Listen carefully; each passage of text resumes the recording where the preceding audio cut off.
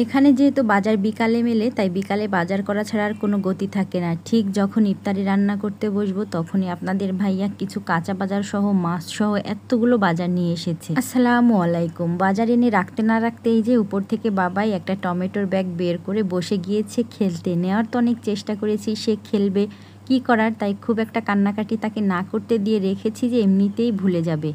বাজারগুলো নামাইনি এখনও, শুধু যেই ফলগুলো এখন কাটবো আর যেই ফলগুলো এনেছে তার থেকেই নামিয়ে নিলাম। আর এই যে হচ্ছে বাজারের ব্যাগ, আরও আর একটা ব্যাগ রয়েছে, সেটা হচ্ছে মাছের ব্যাগ।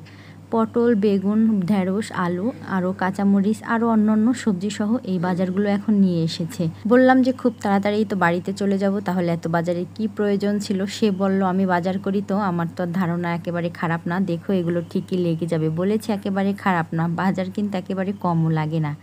বেগুনি বানাবো, তাই একটা বেগুনি বের করে নিলাম, মানে বেগুন বের করে নিলাম। বেগুন ছিল না বাসায়, তো বেগুনগুলো এরকম পাতলা করে স্লাইস করে কেটে নিব। বেগুনি খেতে গেলে কোনো হিসাব থাকে না, কয়জন কয় পিস খাবে, তো দেখা যায় যার যে কয়টা লাগে সে কয়টা খেয়ে নেয়। বাবু তো খেলছিল, সে কিন্তু খেলা রেখে আবার চলেও গিয়েছে। এই মুহূর্তে আর কী বা বানাবো, কী বা করতে পারি, এই কাজগুলোই গুছিয়ে নিব নাকি আমি নানান রকম ইফতারি বানাবো। তাই ভাবলাম ফ্রিজ থেকে মাংসও বের করা ছিল, একটু খিচুড়ি রান্না করি নরম করে। তাছাড়া মায়ের জন্য তো আমাকে ভাত মাছ এগুলো রান্নাই করতে হয়, বা সবজি, কারণ সে ইফতার খোলে কিন্তু ভাত খেয়ে।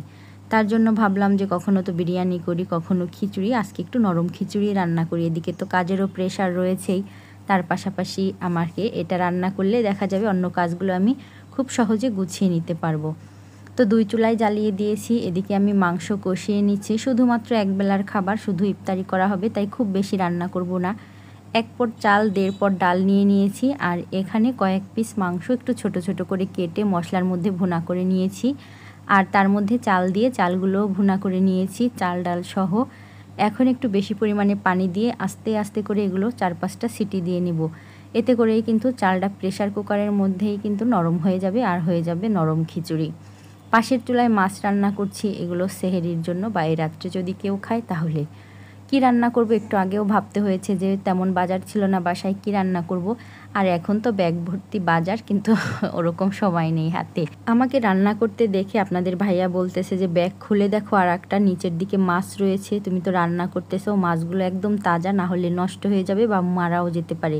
তো এটা শুনে খুব একটা দেরি করলাম না। আপনাদের ভাইয়া তো সচরাচর আমাদের তেলাপিয়া মাছ কেনে না, বলল জোর করেই নাকি এক প্রকারের মাছগুলো দিয়েছে। মাছগুলো অনেক বড় ছিল, 1 কেজির বেশি এক একটা। আর এদিকে ছিল সরপুঁটি, ট্যাংরা, চিংড়ি মাছ। তো এই মাছগুলো একদম তাজা, সরপুঁটি মাছগুলোও তাজা ছিল, কিন্তু একটু দেরি হয়েছে ব্যাগ খুলতে। মাছ নিচের দিকে রাখলে কিন্তু নরম হয়ে যায়, উপরে সবজি রাখা ছিল আরও।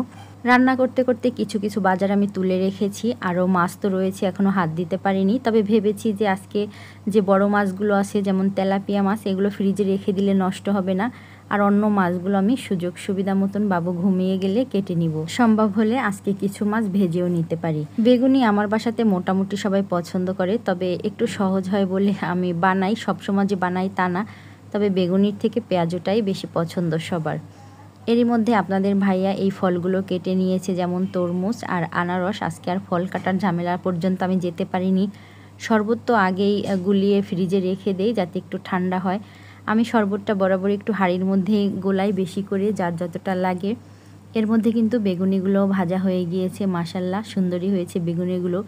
মাঝে মধ্যে বেগুনির সঙ্গে পারি না কখনো ভালো হয়, তবে একটু কম তেলে ভাজতে গেলে ভালো হয় না, দেখতে ভালো হয় না, তো খাওয়া কিন্তু হয়েই যায়।